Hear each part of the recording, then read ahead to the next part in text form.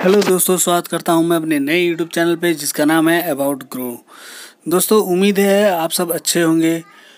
आज हम एक ऐसे शख्स की बात करने जा रहे हैं जिसने पूरे दुनिया में भारत का नाम रोशन किया और हमारी one of the best space agency company का नाम भी रोशन किया, जिसको हम इसरो नाम से जानते हैं। दोस्तों, आपको एक बात तो माननी पड़ेगी, हमारे देश में एक से बढ़कर एक महान साइंटिस्टों ने जन्म लिया है।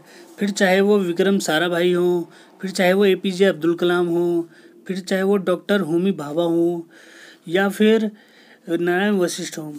और इन सब में से एक और नाम हो सकता था, और वो नाम था एस नबी नारायण। ये एक रॉकेट साइंटिस्ट हैं और इन्होंने इंडिया में लिक्विड फ्यूल प्रोपेलेंट का आविष्कार किया था। इनकी लाइफ किसी फिल्म से कम नहीं है। पहले तो इन पे फेक केस चार्जेस लगा देते हैं, फिर उसके बाद इन्हें मारा पीटा जाता है। 50 दिन तक इनको मारा गया है, और एक बार तो इतना मारा गया है कि ये बेहोश हो गए। और फिर उसके बाद इनकी फैमिली के साथ एब्यूसमेंट हुआ है। कई बार तो लोग जो हैं इनको देख के भागते थे या कुछ भी बोलते थे, गद्दार बोलते थे। और कई बार तो इनकी वाइफ को ड्राइवर बीच रास्ते में छोड़ के गया है, वही बरसात हो रही थी तब छोड़ के गया है, जब ड्राइवर को पता लगा कि ये इनकी वाइफ है। तो चलिए पता करते हैं कि एक्चुअल में हुआ क्या था। तो चलिए स्टार्ट करते हैं अपनी इस वीडियो को। और अब आप मुझे इंस्टाग्राम पे भी फॉलो कर सकते हैं। पहले अगर इनके पर्सनल इन्फॉर्मेशन की अगर बात करें तो इनका नाम है एस नबी नारायण, जो हमारे इस स्टोरी के अभिनेता हैं, और ये प्रोफेशन से रॉकेट साइंटिस्ट हैं।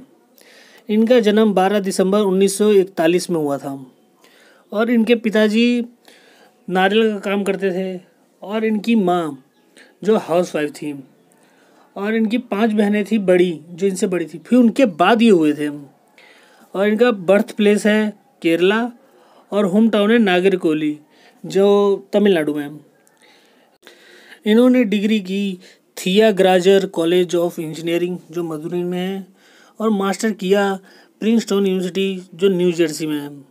इनकी वाइफ का नाम है मीना नब्बी, और इनके बेटे का नाम है शंकर कुमार नारायण, जो एक बिजनेसमैन है। और इनकी बेटी हैं गीता अरुणन, जो मोंटेसरी में एक टीचर हैं। और अगर इनके बचपन की बात की जाए तो कहते हैं कि ये पढ़ने में बहुत अच्छे थे, और ये खुद कहते थे कि मैंने कभी सोचा ही नहीं था कि मैं कभी इतना बड़ा साइंटिस्ट बन पाऊँगा। बस ये इमेजिन करते थे कि मैं एक प्लेन में काम कर रहा हूँ, बस उससे ज़्यादा इन्होंने कभी कुछ सोचा ही नहीं था। और अगर इनके फैक्ट्स की बात की जाए तो 1966 में इन्होंने इसरो ज्वाइन किया, जो हमारी बेस्ट स्पेस एजेंसी है। और 1970 की स्टार्टिंग में इन्होंने इन्वेंट कर दिखाया लिक्विड फ्यूल रॉकेट टेक्नोलॉजी। अब देखिए, रॉकेट जो है वो उसमें फ्यूल तो चाहिए, तो 2 टाइप के फ्यूल यूज़ किए जाते हैं, सॉलिड और लिक्विड।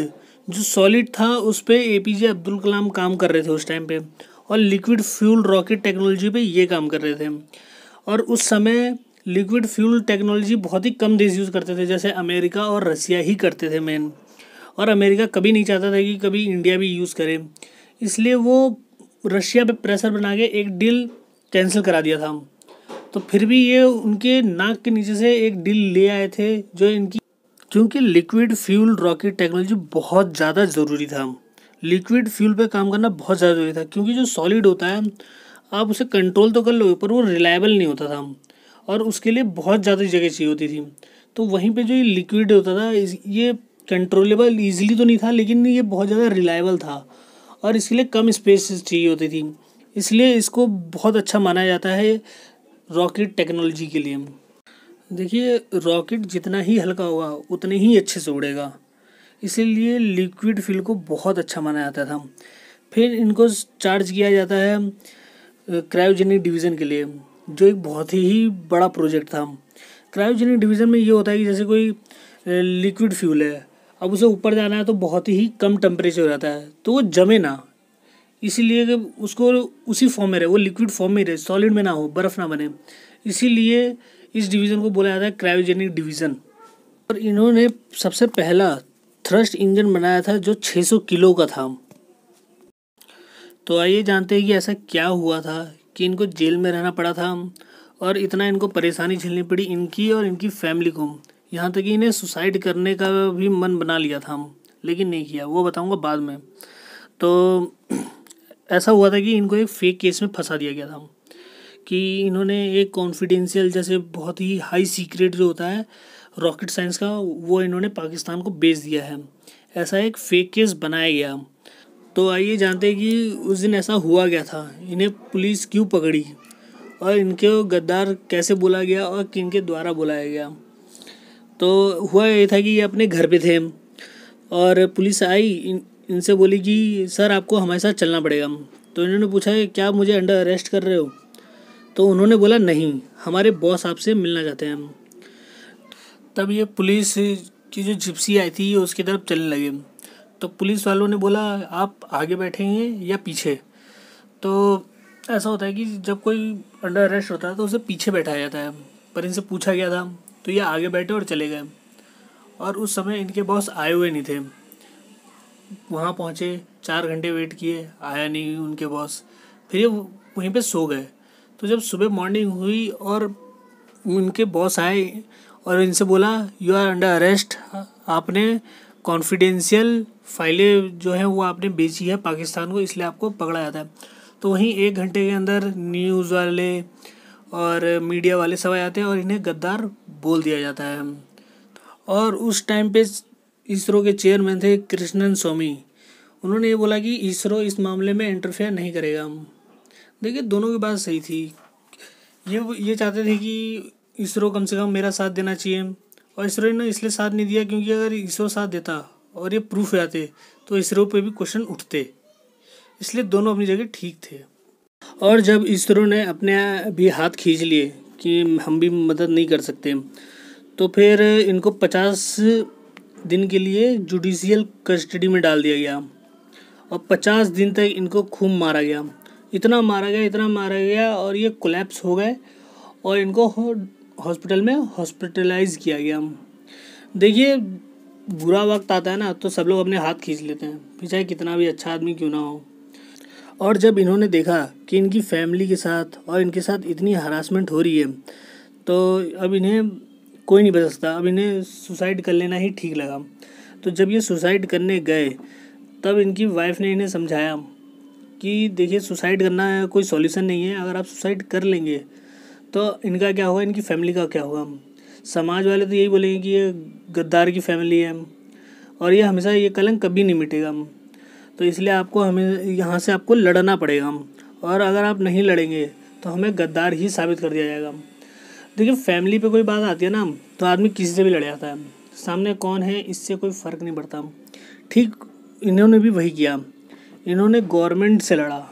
हाँ इन्होंने गवर्नमेंट से लड़ा, गवर्नमेंट ऑफ केरला से इन्होंने लड़ाई जीती भी। अब कैसे जीते वो बताता हूँ मैं आगे। तब यहाँ से नब्बे नारायण करते हैं फाइट बैक स्टार्ट, क्योंकि ऑलरेडी ये इतना गिर चुके थे कि अब उससे ज़्यादा क्या ही गिरेंगे। क्योंकि देखिए कोई चीज़ अगर गिर जाती है तो वो अब उससे ज़्यादा तो गिरेगी नहीं ना, अब वो वहाँ से उठेगी। ठीक वही चीज़ हुआ नब्बे नारायण के साथ, इनका सूर्य उदय होता है। तब इन्होंने 1996 में सीबीआई जांच में इनके खिलाफ एक भी एविडेंस नहीं मिलता है, मतलब इनके खिलाफ कोई सबूत ही नहीं था, बेबुनियाद इनको फंसाया गया था। तो सीबीआई ने ये बोला कि इनसे सारे चार्ज इनके अगेंस्ट जो भी हैं वो सब डिसमिस्ड है। फिर 1998 में सुप्रीम कोर्ट ने बोला कि इनके खिलाफ कोई सबूत नहीं है तो इन्हें बाइज्जत बरी की जाए और साथ में इनको कंपनसेशन भी दिया जाए गवर्नमेंट के द्वारा। तो सेंट्रल गवर्नमेंट ने भी दिया था और स्टेट गवर्नमेंट ने भी दिया था। देखिए कंपनसेशन ऐसे ही नहीं मिलता है, केस तो ये जीत गए लेकिन कंपनसेशन के लिए इन्हें अलग से केस करना पड़ा था गवर्नमेंट पे, गवर्नमेंट ऑफ केरला पे। तो जब सुप्रीम कोर्ट ने भी बोला कि हाँ इन्हें कंपनसेशन तो मिलना चाहिए, और तो इन्हें कंपनसेशन में मिला 1 करोड़ रुपए मिला, 1 करोड़ 30 लाख सेंट्रल गवर्नमेंट से और 50 लाख मिला इन्हें स्टेट गवर्नमेंट से। देखिए फाइट बैक करना इनके लिए बहुत ज़रूरी था। अगर ये फाइट बैक नहीं करते तो जो हमारी आने वाली पीढ़ी है या फिर आने वाले साइंटिस्ट है या आने वाले इंजीनियर हैं या सीए जो भी हैं तो उनका मोरल डाउन हो जाता। इसलिए इन्हें फाइट बैक भी किया और फाइट जीते भी। और अब इनके ऊपर मूवी बन रही है, उस मूवी का नाम है रॉकी ड्रीम। इसमें आर माधवन इनका रोल करेंगे और इसकी शूटिंग 2018 में ही शुरू हो गई थी।